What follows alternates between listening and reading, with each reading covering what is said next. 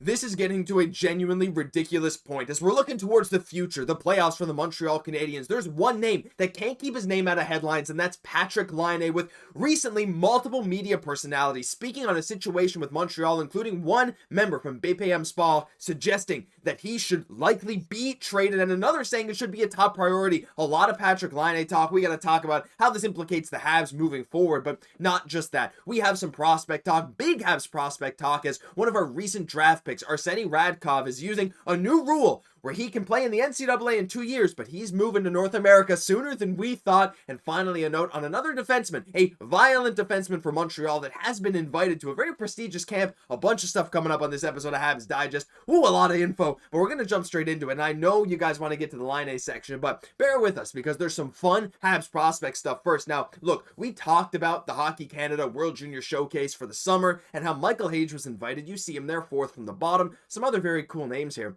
But Jesse, two above Michael Hage is a certain name, in Owen Protz. And Grant McCagg even said, look, Hage was a no-brainer, of course, but Owen Protz was less certain, but fully deserved. And looking at his stats, I think it's less about the stats, more about the style, Jesse, after seeing honestly, I'm going to call it a disaster of a Team Canada World Junior team last year. They saw the mistakes they had. They need some physicality, and I absolutely love that this is one of the guys they go after. A Habs prospect that's a bit unheralded, but he fits the exact bill I think they're looking for.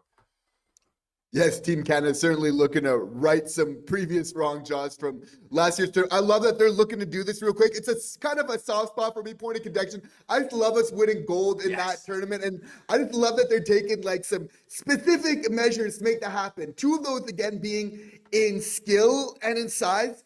And guess what? The Montreal Canadiens prospects have just that in the forms of Michael Hage with his skill, and then Protz, not saying that he doesn't have a little bit of skill, bringing the size, really representing that for Team Canada. And you really, again, have to love it. Because again, Josh, like going back to the glory days of like when Team Canada, we're talking about like at the international level, at the Olympics, etc. Like what made them successful, right? Like it was often those big, rugged defensemen was at the core, like the guys like Chris Primeau on our kind of Mount Rushmore. It sounds so wrong to say that when talking about Canadian hockey, but of Canadian hockey, right? Like these type of guys, I think it just makes so much sense kind of coming back to it. So I think they're making some great moves, some great selections. Again, this doesn't mean everything, but it's important to get those good showings to really kind of get your name in the hat for when those selections come around for this year's tourney. Yeah, skill means a lot. And look, we knew Team Canada had a bit of a bias with selecting their players. They didn't want to pick these college guys. We had a bunch of great goal scorers who didn't go to the tournament, but we also saw Team Canada at times was labeled pretty soft. Owen Protz is the opposite, like we said, at times labeled as the most violent guy on the ice, but in the best way possible, right? He is physical, he is going to get under your skin, and he's still not that bad offensively. Again, 37 points in 62 games with, or 32 points, sorry, in 67 games with Brantford this past year. Brantford brings in all kinds of great guys, but yeah, really cool stuff from Owen Protz. Leave some love for him.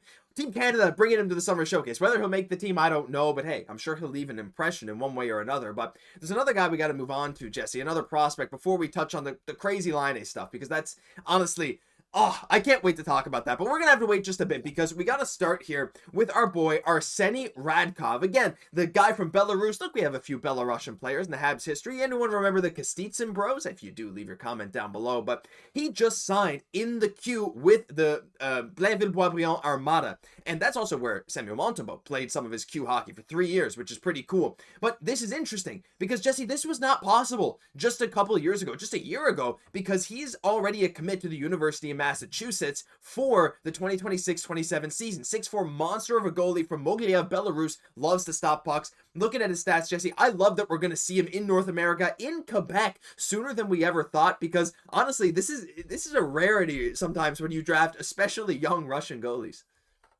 For sure, and some people are liking Arseni Radkov even a little bit more than Conway, another draft prospect from this year's pickup. Conway got burned a couple times trying the poke check at development camp. I love going for the poke check, that old school move. Got burned a couple. We'll have to see it. This will be an interesting rivalry because, Conway had some big praise about himself, saying, like, I'm one of the best prospects out there. So anyway, be interested to see how this plays out. A growing prospect of intriguing goalies that the Montreal Canadiens have in their system.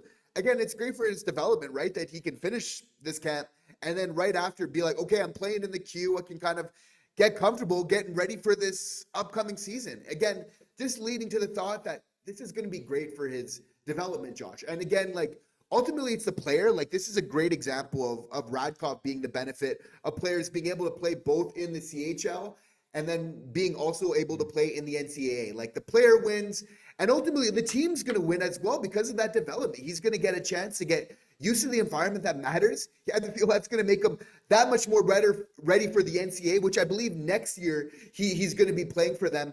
And again, you have to feel like that's going to help for further down the line as well. Hopefully, depending on how his career plans out for playing in the pros ultimately. So again, I'm so happy about allowing this a little bit of that movement there kind of going forward. And this is going to be a very intriguing prospect to really keep an eye on. Yeah, I'm excited for him because, like, yeah, we got Yevgeny Volokhin. He didn't look super insanely good at camp, but he's still super young too, still feeling into his body. A lot of the goalies had flashes of really good play, and I'm excited for him because, again, it was seen as by some people by somewhat of a reach in the third round. People thought he'd probably be available a bit later, but we know when we have a guy that we want to go get, we go get him. He's still very young, he's very tall, and we'll be able to keep close tabs on him. It's not like we have to reach over all the way to Russia again to keep tabs on Bogdan or Yevgeny Volokhin like this past year. He's just down the road, so it's really, really, really cool. Leave your thoughts on him down below. One of our more intriguing prospects, like you said, Jesse. It's a great word, and can't wait to see what he can do this year. But final thing here now, we got to get into the Patrik Laine stuff because there's been a lot of talk about him recently. We'll jump straight into the quote that we want to start with here. This one from Mathias Brunet from BPM Sports. I got it in French and I got it in English here. He basically said that I get the impression that the Canadiens are going to try to trade Patrik Laine to another team. And that was a quote that was circulating a bit today, and that got us thinking, Jesse. Like, look, Patrik Laine, I mean, we know what he brought to Montreal. I think this is crazy. And look, he's not the only one to say it. I mean, even Steve Dangle, I believe it was a recent show. I don't know how recent exactly, but he said on their show, moving Laine has got to be one of your top priorities. He's $8 million you're not even using. And I think that is quite an exaggeration, to be honest, but it just drill home the point that there's media members saying, like, I don't know. I don't think Laine is the fit right now. I think we have to move him. And I'm here to say I completely disagree, Jesse. I'll let you take the reins here in a second, but like 20 goals in 52 games. He was up there top 5 in the NHL in power play goals despite missing 30 games. I understand his 5v5 metrics were bad, but he's heading into his first fully healthy season in a little while because, again, he got injured before last season even got going. I don't know. This is his contract year. It's his last year. Why not write it out? I see if you do want to trade him, there is no rush to do it. At least give the guy a chance. I think, to be honest, this is getting to an absolutely ridiculous point. For sure. And I think that the Leafs fans are maybe getting a little bit playful. They don't like the moves that we're making, getting Dobson here with Laine. I think they're trying to get underneath our skin here. And I think as Habs fans, we need to realize that we're coming up on the upswing a little bit here. And again, they're trying to throw a little bit of shade. And again, like when it comes to Laine, I'm kind of like, there's some people that have even rumors as well, like on the other side of this pendulum. You've heard them as well, Josh. There's been some rumors of like saying that Habs management would want to extend him as soon as this offseason. Like that would obviously be a huge mistake. Like Jeff Gordon just said recently, they're not going to do anything stupid. They're not. And I think that also includes like, at the same time, they're not going to extend him too quickly. At the same time, they're not going to get rid of him quickly. Like they knew what they were getting into. The injury kind of put a little bit of wrench into all this. Like they wanted to assess based off the couple of years, that 2 years that he had left on his deal. They said, we're going to use all of those 2 years. And I think even without the injury, there's just so much like unpredictability in his career where it's like you want a full look before making a decision. So obviously it lends you to think, Josh, like it's going to be up to really Patrik Laine more than anybody else that determines whether he stays in Montreal and they potentially make a long-term commitment. He becomes part of that core and this young group of guys that have those long-term deals, ideally for Laine. You assume he wants that, or he's being shipped out of town. It's going to be really interesting to see how this plays out. Again, like the ideal world is that he scores a lot of goals. He's playing 5v5. Like that would be amazing. That being said, there's some fans that are skeptical that they'll see him kind of do all. But I think, Josh, like even if he's scoring and he's not playing that 5v5, like it's okay. If we get other guys to play the game around him, if he's putting back goals in the back of the net, like that's what we brought him for, right? And again, there's certain guys like Eddie of the postseason thereafter. That's maybe a conversation we need to talk about another time.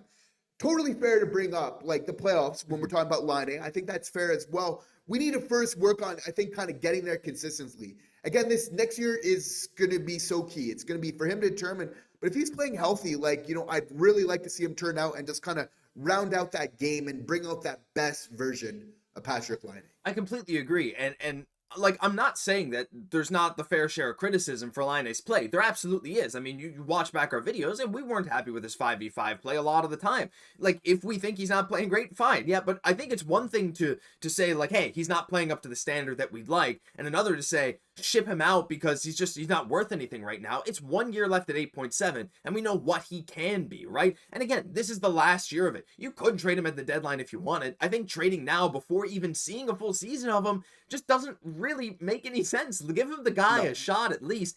And I think, Jesse, this is a lot of this is predicated on what his power play role will be next year. Because again, when he first came on to the Habs this past year, he was a monster on the power play. I mean, we remember those 3 goals against Buffalo. The dude was just, it felt like every game he was scoring. But this upcoming season, there are some serious questions when it comes to the power play. And I'm actually going to use this as an opportunity to maybe get your opinion on what the power play 1 and 2 units will actually look like moving into next season. Because I think we're both of the camp that Ivan Demidov will be on that first power play. That's my opinion. You swap Laine and Demidov, you move Laine to that left side in PP2. What are your thoughts on power play 1 or 2? Do you even have Laine on the PP1 next year? Because I do think that could very well affect his goal production. It very well could, but I think possibly putting him on PP2, again, having Demidov in practice, working on his one-timers, it leads you to think that they want to have him on the power play going forward, which automatically, for me, brings Laine onto the PP2. We're going to see how this shakes. They're making that long-term commitment to Demidov. I see them maybe kind of doubling down on that by having him on that PP1. If Laine can prove himself, though, again, we know how dynamite he can be. Can he play on himself on the PP1? I'm here to say today, absolutely he can. And there's a world where that excites me, Josh, and I find that very, very cool.